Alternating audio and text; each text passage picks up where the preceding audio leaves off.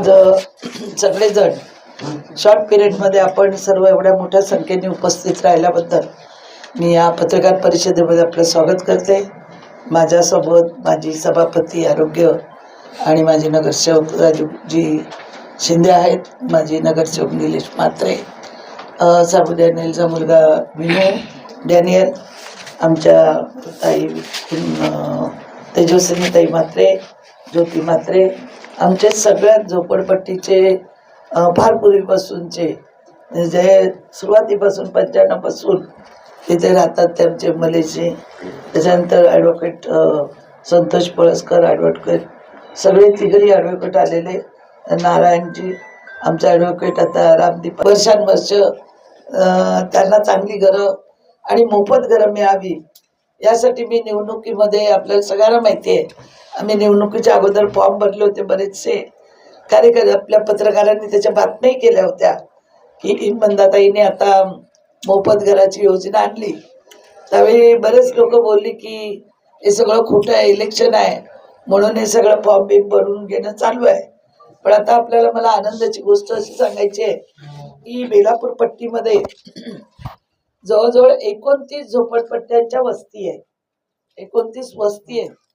त्या 29 वस्तीमध्ये सिडकोच्या जागेवर 17 झोपडपट्ट्या आहेत आणि MIDCच्या जागेवर इतर आहेत आणि शासकीय जागेवर 2 आहेत, एकूण हे 48 आहेत सगळ्या। त्यानंतर त्या झोपडपट्ट्यांना आपण कसं त्यांचं पुनर्वसन करू, पण मी झोपडपट्ट्यांची नावं पण वाचून दाखवते। जर कोणाचं राहिलं तर मला तुम्ही सांगा, त्याच्यामध्ये ते आपल्याला ॲड करता येईल।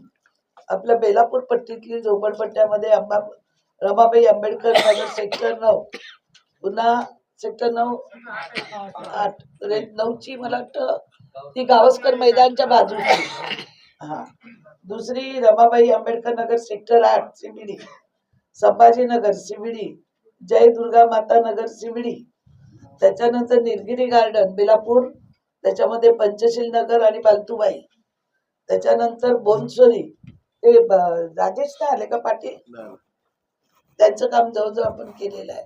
माऊली स्टोन, महात्मा गांधी नगर, बोनसरी कॉरी, शिवाजी नगर झालेलं आपलं, आंबेडकर नगर, गणेश नगर, इंदिरा गांधी नगर, गणपतीपाडा आणि सेक्टर 21, 23 आणि 24, मग हनुमान नगर आणि तुर्बे स्टोन, एवढ्या या बेलापूर मतदारसंघामध्ये झोपडपट्ट्या या येतात।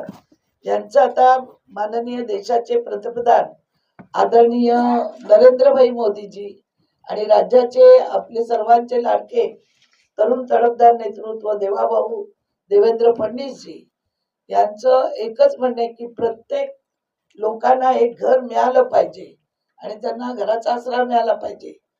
ज्यांचे पेपर आहेत त्यांना मोफत घर मिळणार आहे आणि ज्यांचे पेपर नाहीत 2.5 लाख रुपये भरून घर मिळणार आहे, 2.5 लाख रुपये घर मिळणार आहे।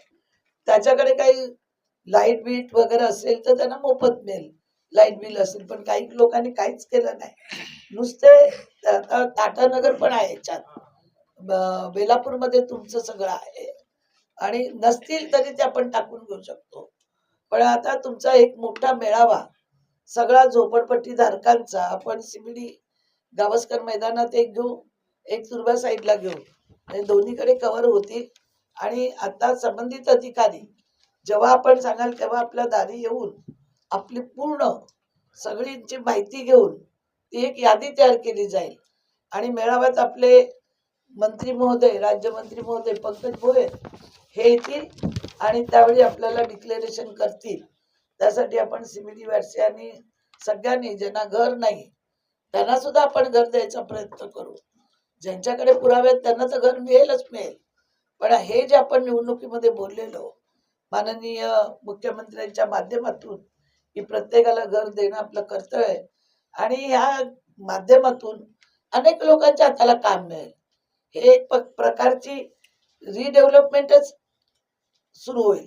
त्याच्यामुळे सगळ्यांनी मिळून, म्हणून मी आज पहिलं तुम्हा सगळ्यांना बोलवलं, तुम्ही CBDचे आणि बेलापूरचे लोक, अजून तिकडचे मला घ्यायचे आहेत, हे तुमच्या लोकांमध्ये आज एक जनजागृती निर्माण होईल आणि तुम्ही सर्वांचे अर्ज तयार करायला प्रत्येक कार्यकर्त्यांनी, तुम्ही प्रशांत वगैरे आपापली लोक ज्याची ज्याची लोक आहेत त्यांनी त्यांनी आपापली लोकांना तयार करून त्यांचे अर्ज ज्याचे नसतील त्यांनी तयार करा. तुलाही सांगते मी, सगळ्यांनी जी जी लोक आहेत, इथे कुठलंही आपल्याला राजकारण करायचं नाही.